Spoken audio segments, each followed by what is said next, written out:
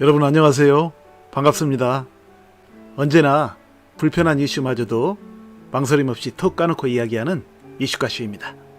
이슈가슈는 대인관계와 처세, 그리고 가족관계, 사회생활 등 인간이 이 세상을 살아가면서 겪는 모든 문제점과 해결책을 적나라하게 제시합니다.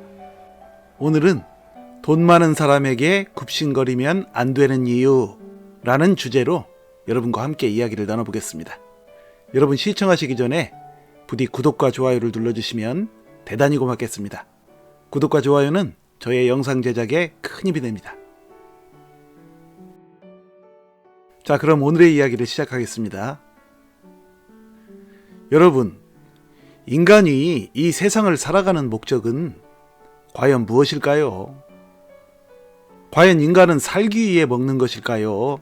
아니면 먹기 위해 사는 것일까요? 이 질문은 아주 오래전부터 있어 왔지만 나는 이것에 대한 해답을 찾는 것이 그리 어려운 일이 아니라고 생각합니다. 인간의 본질을 알면 그 답은 명확해지기 때문이죠. 인간이 다른 동물과는 구별되는 바로 그 본질 말입니다. 그러니까 살기 위해 먹는다는 말의 뜻은 어차피 태어난 목숨인데 배고파 죽을 순 없으니 생명을 유지하기 위해선 어떻게 해서라도 뭐든 찾아 먹어야 한다는 그야말로 동물적인 원초적 본능을 말하는 것이며, 먹기 위해 산다라는 말의 의미는 그보다는 사뭇 차원이 높은 개념이죠. 그것은 단순히 생명 유지를 위해 먹는 것보다는 보다 차원 높은 것들을 가려 먹음으로써 그저 1차적인 식욕 이상의 즐거움을 누리고 싶다는 욕구를 말하는 것인데요.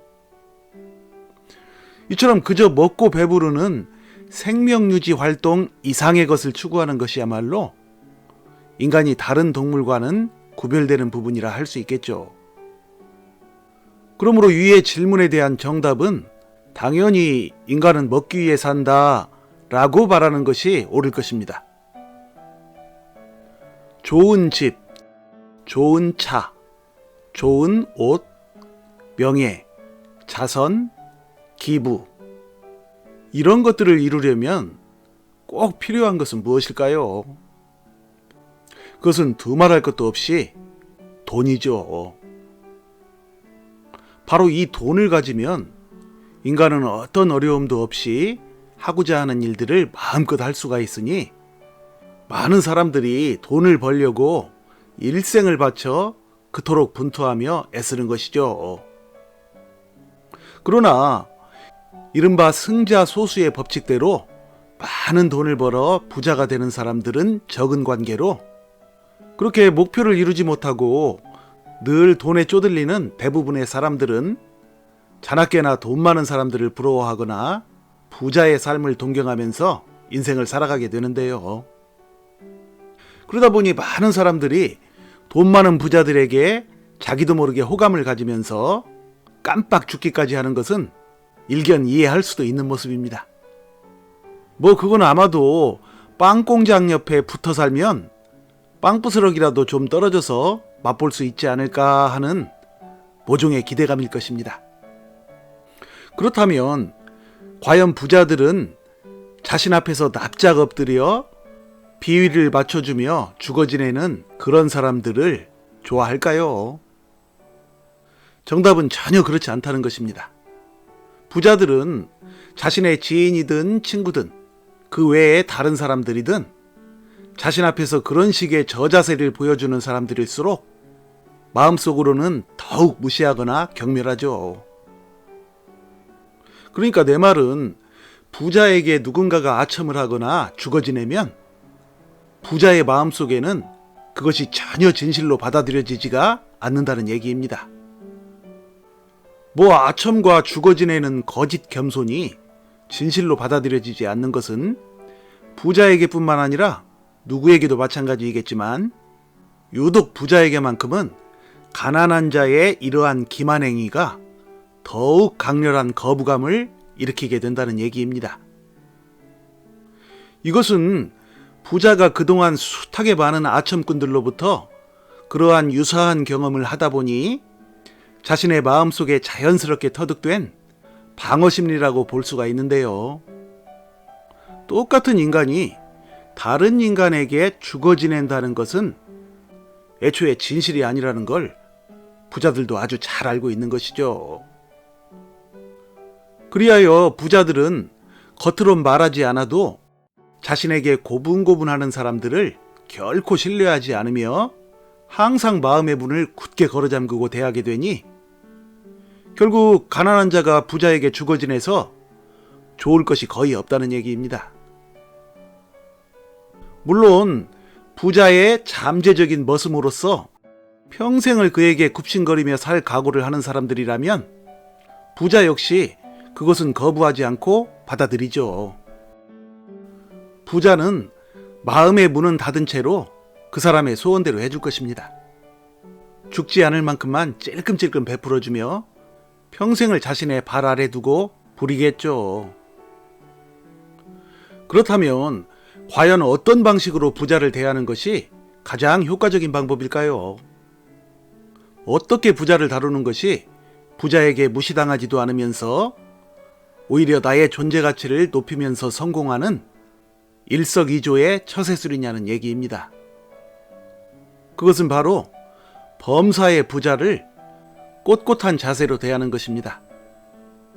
꼿꼿하게 대하는 것이야말로 약자의 최상의 생존 처세술이죠. 산에서 멧돼지를 만났을 때 무서워서 도망가면 오히려 멧돼지로부터 추격당하고 공격당해서 목숨을 잃을 수도 있지만 그 멧돼지를 꼿꼿한 자세로 노려보면 잠시 후 멧돼지는 스스로 그 자리를 피해갑니다. 그러니까 산에서 맹수를 만났을 때의 생존 처세 원리가 부자들과의 인간관계에도 그대로 적용된다는 얘기입니다.